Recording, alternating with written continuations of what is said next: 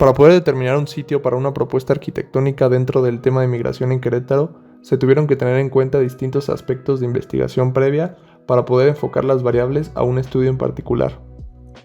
El perfil de los migrantes que buscábamos atender dentro de la problemática que se vive en Querétaro son los menores centroamericanos en situación de movilidad entre las edades de 8 a 15 años, ya sea acompañados y no acompañados. Para ello, primero se tuvo que realizar un análisis urbano. En este análisis se identificaron las rutas migrantes y los puntos de acceso al municipio de Querétaro. La vía férrea ha sido una de las rutas más conocidas que han tomado los migrantes centroamericanos en los últimos años. Esta se trata de la ruta Tapachula-Nogales-Tijuana y es la más larga en la República, en donde esta pasa particularmente por la zona céntrica del municipio, de este a oeste con dirección al norte por colonias como Hércules. La caravana migrante ha sido una de las alternativas a un desplazamiento más seguro y estable en los últimos años. En 2018, el municipio fue testigo de un suceso muy importante en el que recibió aproximadamente 6,000 migrantes. Estos migrantes llegaron por la carretera federal México-Querétaro y se instalaron en el Estadio Corregidora para albergarse hasta el día de su partida, en donde salieron con dirección a Irapuato por el tramo de la carretera León.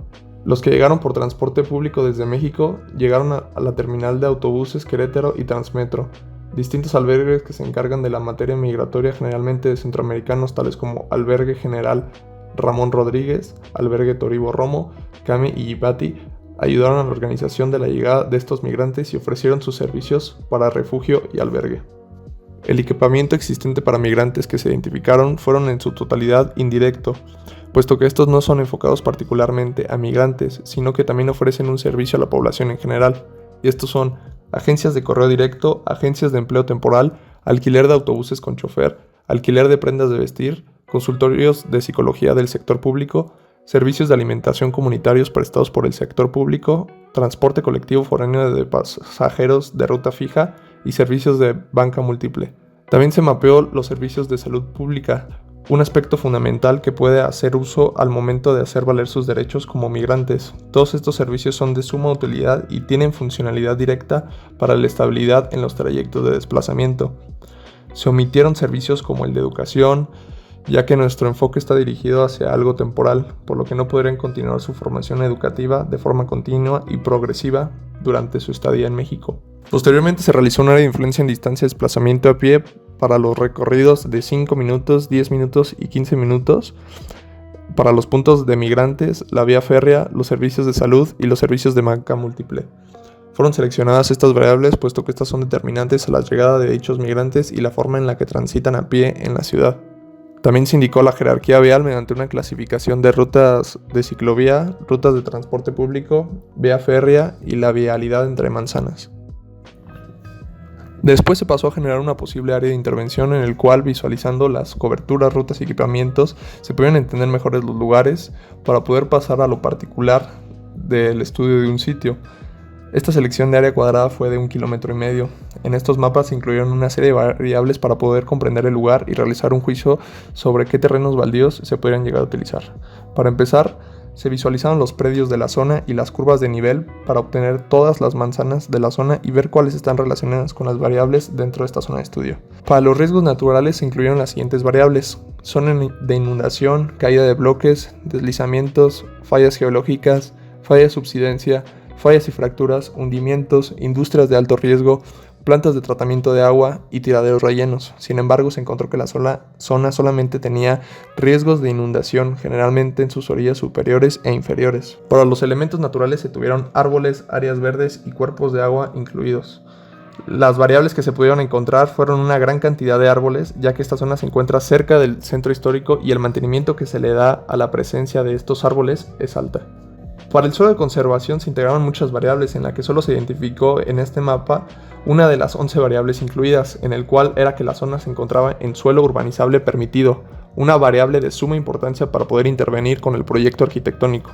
Se tomaron en cuenta los siguientes usos de suelo: corredor urbano, comercios y servicios, educación y cultura, infraestructura, habitacional, servicios, 200 habitantes por hectárea de habitacional y servicios, 400 habitantes por hectárea, y subcentro urbano, en el que en el resultado de esta clasificación se encontraron corredor urbano, comercios y servicios, habitacional y servicios de 200 y 400 habitantes por hectárea e infraestructura. En las zonas de inmuebles de conservación e histórica se incorporaron el barrio tradicional, la zona de amortiguamiento, la zona de monumentos y zona de transición, en el cual nuestra área de estudio solamente contenía la zona de transición y una pequeña parte de la zona de monumentos. Las unidades económicas de la zona nos arrojaron una gran cantidad de comercios fijos y 6 comercios semifijos. Se realizó una clasificación por edades y por densidad de población de acuerdo a las viviendas, de 0 a 599 habitantes, de acuerdo a estas manzanas. Por último, se incorporaron todos los datos y se integraron en el mapeo de terrenos baldíos y superficies bajas en relación al predio, para poder dar una idea de los espacios disponibles a intervenir. En la calle Ezequiel Montes y la avenida Constituyentes existía un terreno baldío de aproximadamente de 2.800 metros cuadrados, el cual fue seleccionado por las variables y parámetros que este contenía. Solamente se incluyeron los siguientes parámetros, puesto que eran los únicos que involucraban relevancias a nuestro perfil de migrantes y estaban presentes en esta zona de estudio. Estos parámetros dentro de esta zona de estudio fueron los siguientes: superficie baja en relación del predio, terrenos baldíos, agencias de empleo temporal, alquiler de prendas de vestir, transporte colectivo foráneo de pasajeros de ruta fija, banca múltiple, casas de cambio, servicios de salud público. Zonas e inmuebles de conservación histórica fueron la zona de monumentos y la zona de transición, y los tipos de suelo urbanizable que se incluyeron fueron permitido y prohibido.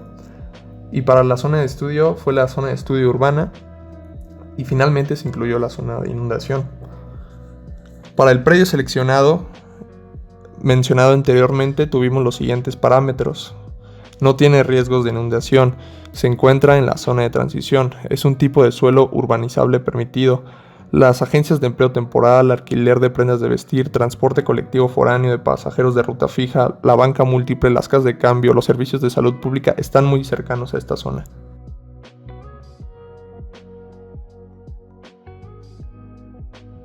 Mediante la información que proporcionaron los otros equipos pude entender la problemática general de la migración, entendiendo los universos existentes que involucra este aspecto. Pude saber los perfiles migrantes, las políticas, las acciones civiles y los mapas con rutas migratorias. Uno de los aspectos más importantes fue entender los perfiles migrantes, y a partir de esta información pudimos establecer el perfil que queríamos enfocar de acuerdo a las características.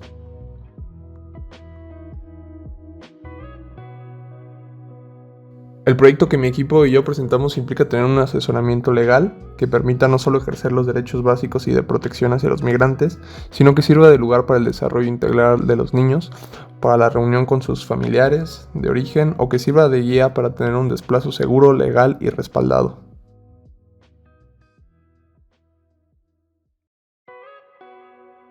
Entraron en sinergia variables como el transporte dentro de la ciudad, distintas coberturas de servicios básicos y un lugar que cumpla con las normativas, y además esté fuera de riesgos para el apto desarrollo del mismo proyecto. Es de suma importancia realizar un análisis sistemático, ya que de esta forma podemos entender la situación a la que pueden estar expuestos los migrantes, y así nos ponemos en los zapatos del usuario al que queremos atender. Nuestro equipo tendrá que ser ético ante las leyes de migración internacional y nacional, además poder satisfacer las necesidades del cliente ante todo para poder garantizar tiempo y calidad. Preveo que este proyecto haga sentir a los usuarios como parte de la sociedad y no hacerlos sentir como si llegaran a un albergue o algún refugio, sino que puedan desarrollarse libremente en torno a la ciudad y a los servicios que éste ofrece. Se debe vigilar el cupo de las personas que puedan residir en el complejo, la funcionalidad de los espacios y la manera en la que se integre lo público con lo privado.